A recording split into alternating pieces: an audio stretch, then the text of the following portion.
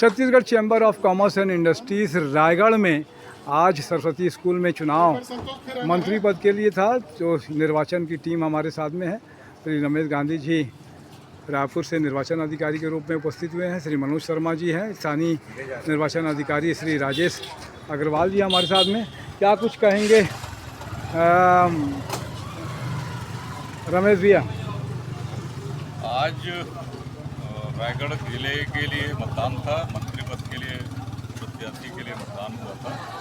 1171 कुल मत थे, उसमें 89.23% मतदान हुआ और बहुत ही सौहार्दपूर्ण वातावरण में पूरा मतदान संपन्न हुआ है।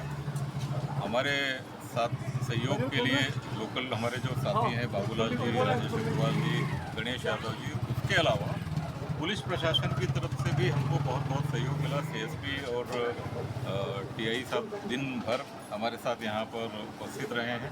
उनको सबको बहुत मैं धन्यवाद देता हूँ। यहाँ के सभी मतदाताओं को धन्यवाद देता हूँ कि इतनी जागरूकता के साथ 89% उन्होंने मतदान किया। उन सबको भी बहुत धन्यवाद। बहुत अच्छी बात है। तो मतगणना आप जो है 18 तारीख के चैम्बर में होगी, क्या प्रोसेस रहेगा इसका? मतगणना 18 तारीख की सुबह 10 बजे चैम्बर भवन में शुरू होगी।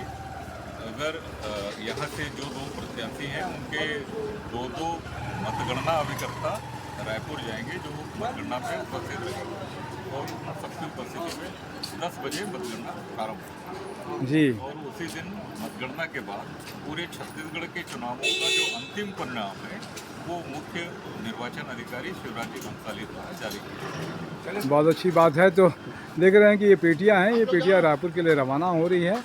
तो बहुत अच्छी बात है कि रायगढ़ के मतदाताओं ने जागरूकता का परिचय दिया और ज़्यादा से ज़्यादा वोट किया। मैं तपेश जैन रायगढ़ से।